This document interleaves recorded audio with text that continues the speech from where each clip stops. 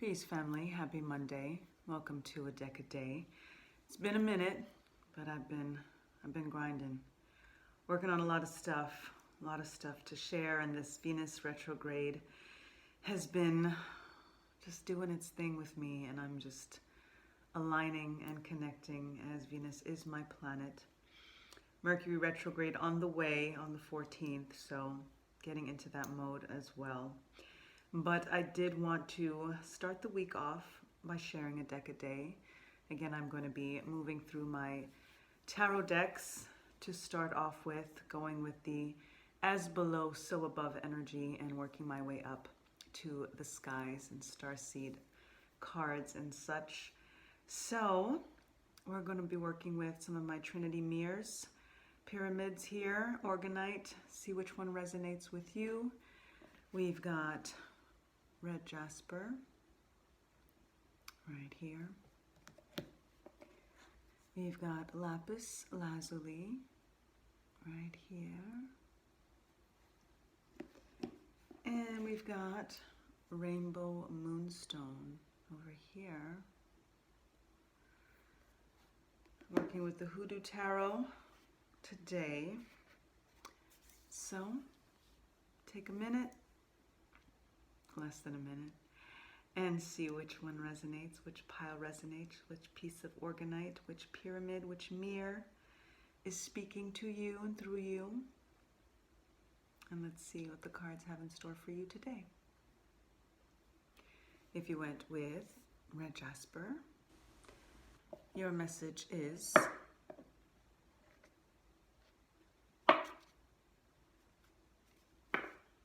Three of Knives. Knives in this deck align with the Swords energy. So we're dealing with the air element, we're dealing with intellect, issues in regards to our mind. And the Three of Swords, or the Three of Knives, often aligns with heartbreak, loss, potential low energy, depression. It could be also indicative of a surgery. And when you think about the Three of Swords, or the Three of Knives, it's definitely matters of the heart, which is the irony, I guess, in regards to it being the Swords energy and not cups. But it is the traditional visual is three knives, three swords in a heart. So it is often also relating to third parties, a potential individual that might be meddling in a particular matter of the heart, whether it's you and someone else, and dealing with something that people are kind of infiltrating, getting involved in your ear or in somebody else's ear.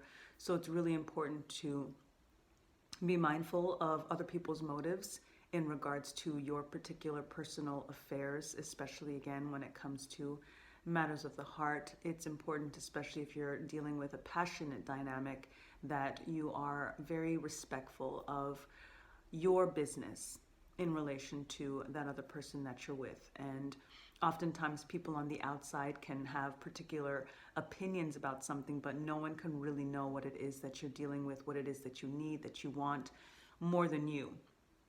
It is important to have a nice balance in regards to thinking about the people that you do trust, and making sure that if you do honor their opinions, if you do, know that they have your best interest at heart, that it is something to potentially heed, but ultimately you do have to make this decision for yourself.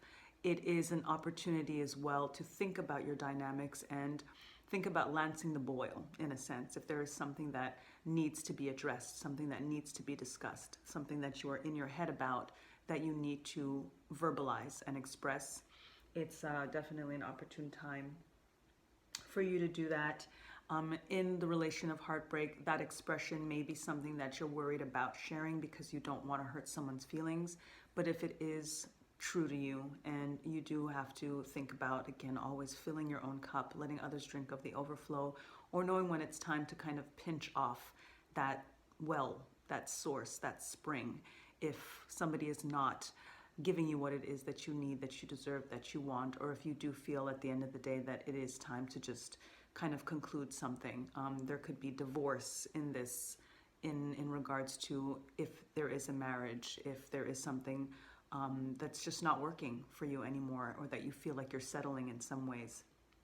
So think of all of that in that general sense. You do see the image there is obviously, you know, not the greatest visual, but with every death there is rebirth, and you have to give yourself the opportunity to thrive in your most blissful state.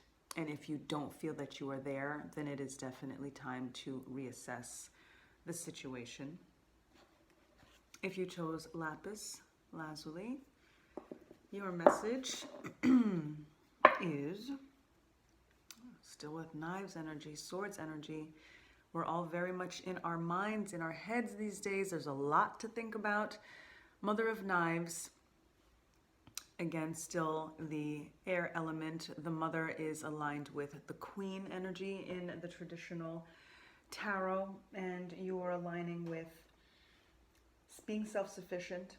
It's about total honesty. This is definitely aligning as well with the Three of Swords, Three of Knives energy, because there is something that needs to be expressed.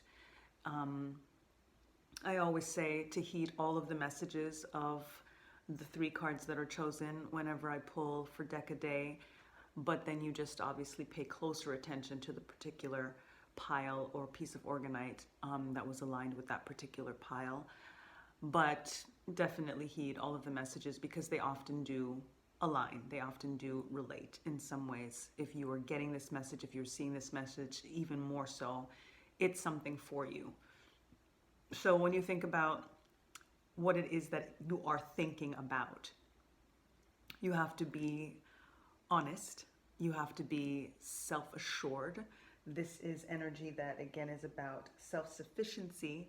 The reason that this is coming through for me, especially in alignment with the Three of Swords, is thinking about the potential divorce, the potential lancing the boil, you know, expressing yourself. It's gonna trigger someone. It may create some type of ending, again, some type of death that is going to lead to a particular rebirth. And oftentimes we don't want to make a specific choice because we are worried about being self-sufficient. We don't want to end something because we think we need that particular person.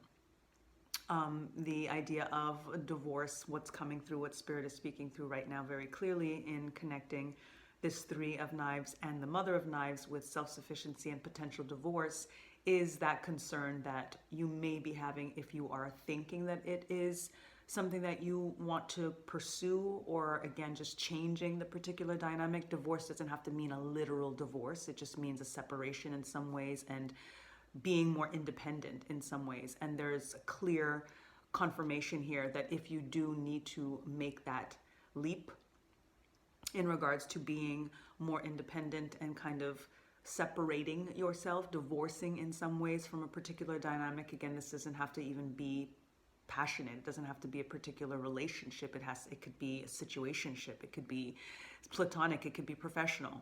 But knowing that you are able to find your way in regards to it being professional, in regards to it even thinking about a business, that this might be about you deciding to leave a particular job and venture out on your own. And the Mother of Knives is letting you know it's time to lance the boil, coming from that Three of Knives, telling you something's got to end, something's got to give, you've got to kill something for something new to be born.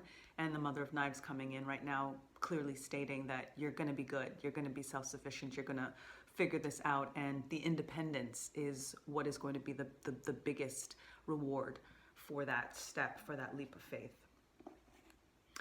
And if you chose Rainbow Moonstone, your message is Six of Coins. Six of Coins is aligning with our pentacles, so that is earth energy in terms of the element, definitely aligning with materials, with the physical, with health and wealth. It's always important for us to remember that coins energy and pentacles energy is not just about money, not just about wealth, but it's also aligning with our health, and that's why it aligns with the physical element, that earth element energy. When we look at the 6 energy in particular, it is about giving and receiving help. It's about being in a position of generosity and basically deciding how you want to roll the dice and who gets what. You're in a position to give, you're in a position to receive, and you always want to be mindful when you get 6 of coins energy, 6 of pentacles energy, to when you're in that position of giving, that you are generous in regards to that giving, and always try to put yourself in that other person's shoes and remember times when you were in the position to need to receive, when you weren't in the position to actually be the one to do the giving. And at the end of the day, also realizing that life changes so quickly.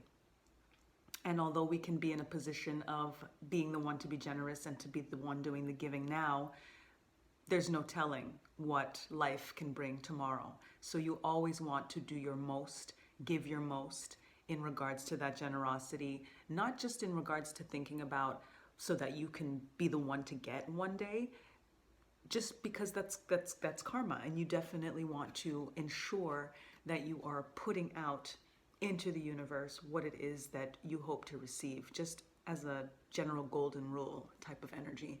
So think about that, especially again if you are in the position of the one to give. If you're in a position of needing, don't let pride get in the way of asking for help, of reaching out, of partnerships. This again also very much aligning with the previous cards with the 3 of Knives and the Mother of Knives, that if you are in a position where you are doubting going forward, trying to be self-sufficient because you are worried of scarcity, you're thinking, can I actually do this? Do I give up this job to venture out into this business, or to, you know, attempt this partnership or whatever it is? You really do have to have faith in the generosity of the universe, the abundance of the universe. If you think scarcity, you're going to experience scarcity. It really is that simple. Oftentimes we forget how powerful we are in regards to manifesting until we realize how easy it was for us to manifest the things that we're doubting, fearing, having this scarcity complex, and then all of a sudden that's our life. We just need to switch it up. We just need to flip it and put ourselves in a position of realizing that we do get to roll the dice, and we get to decide what that looks like for us. We get to decide the, you know, what side of the coin, you know, for lack of a better explanation, and just aligning with the coins here.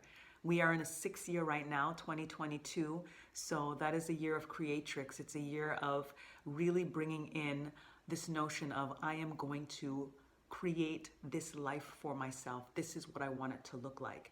So let's take that energy, especially with the 6 coming in to align with the 6th year, with health, with wealth, and put ourselves in positions to really, really create exactly what it is that we want for this year and for beyond, and also in regards to our community. Again, that's where this energy comes in regards to being in a position to have, and the more you have, the more you have to give. And again, that's energy that's constantly put out. So even if you're on needing to be on a receiving end, you know that you're going to get that energy back, because when you were in the giving position, you gave with generosity and with love, and with again that notion of health and wealth, and wanting that for yourself as well as for your community. So I hope that resonates.